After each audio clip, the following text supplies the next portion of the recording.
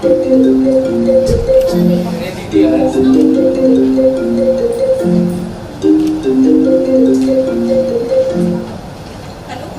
भाई, ये फोन लेकर तुम्हारी कौन सी रिहर्सल हो रही है?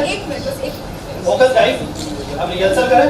रिहर्सल कैसे? टेक्निकल टीम रेडी हो तो ना यार, तब तक मेरी प्रॉप्स बनाने में हेल्प कर दो ना। आरो, तब तक ये तू प्रोसेस देख ले। ना मुझे भी दे। आप ये माला कर दो। मुझे भी दे। कर लो। और अनिला दे। आपके लिए मटका पेट करो।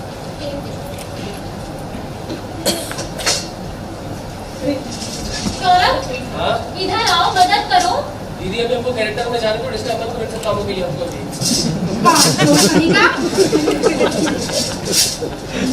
मुझे जनरली एक बात समझ नहीं आती, कोई इंसान पूरी दुनिया छोड़कर किसी अदृश्य चीज के पीछे कैसे चला जाता है? क्योंकि कई बार जो हमें दिखाई देता है वही सबसे बड़ा काम होता है। पोएटिक लग रहा है, प्रैक्टिकल नहीं। प्रैक्टिकल लोग इतिहास नहीं बदलते और इम्प्रैक्टिकल लोग खुद को बर्बाद कर लेते हैं। अरे थिएटर वालों के लिए कॉन्वर्सेशन डेंजरसली पर्सनल हो रही है दोस्तों। तुम्हें नहीं लगता थिएटर और भक्ति में थोड़ी सी समानता है? Not again. सुनो तो, दोनों में व्यक्ति एक ऐसी चीज पर विश्वास करता है जो फिजिकली हमारे सामने नहीं होता। डिफरेंस ये है कि थिएटर में हमें पता होता है कि ये एक इल्यूजन है, और अगर जिंदगी खुद इल्यूजन हो तो। अब तुम गीता मोड में जा रही हो। अरे नहीं बेटा, शायद उतना कि मीरा दुनिया को उतना स्थायी नहीं मानती थी जितना हम मानते हैं। देखो जी, ऑडियंस फिलॉसफी डाइजेस्ट नहीं करेगी अगर उसमें इमोशन नहीं होंगे। हम लेक्चर की नहीं बल्कि परफॉर्मेंस की बात कर रहे हैं।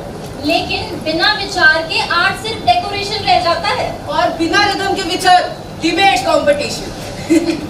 ऑनेस्टली मुझे प्रॉब्लम डिवोशन से नहीं, मुझे प्रॉब्लम सरेंडर से है। मीरा सरेंडर नहीं थी, लेकिन मीरा कृष्ण के सामने झुकती थी। हाँ, पर सत्ता के सामने नहीं। सोचो, एक राजघराने की जिसे पूरा समाज कंट्रोल करना चाहता था, पर वो पहले कहती थी कि उसकी आत्मा किसी राजा की नहीं। तो तुम्हारे हिसाब से मीरा रेवोल्यूशनरी थी? समझ से बहुत आगे। Maybe I just don't understand devotion. जरूरी भी नहीं है। नहीं, मेरा मतलब वो नहीं था। मैंने कभी किसी ऐसी चीज पे इतना ट्रस्ट ही नहीं किया। शायद तुम थिएटर इसलिए करती हो कि हर कैरेक्टर में कुछ घुस जाती हो।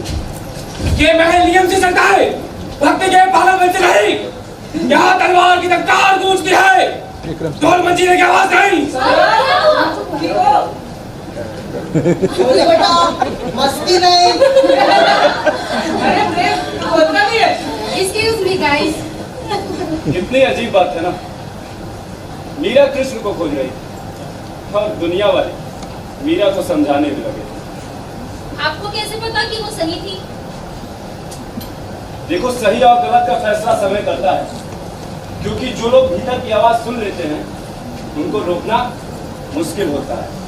और सबसे इंटरेस्टिंग बात पता है क्या है? क्या मीरा ने कभी खुद को महान साबित करने की कोशिश नहीं की। तो आज हम हर समय खुद को प्रूव करने में लगे हैं, smart enough, bold enough, modern enough, feminist enough, because society जजेस विमेन कॉन्स्टेंटली। ट्रू, लेकिन कभी कभी हम उसी प्रेशर में खुद को परफॉर्म करने लगते हैं। परफॉर्म?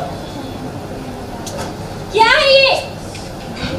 देखा, स्टेज लाइट भी वही करती है, तुम्हें रिवील भी और तुम्हें एक्सपोज भी। और शायद ब्लाइंड भी। राज बंद करो। और ऐसे ही कहानियां तब शुरू होती हैं जब हम उन्हें केवल सुनना नहीं, समझना शुरू करते हैं।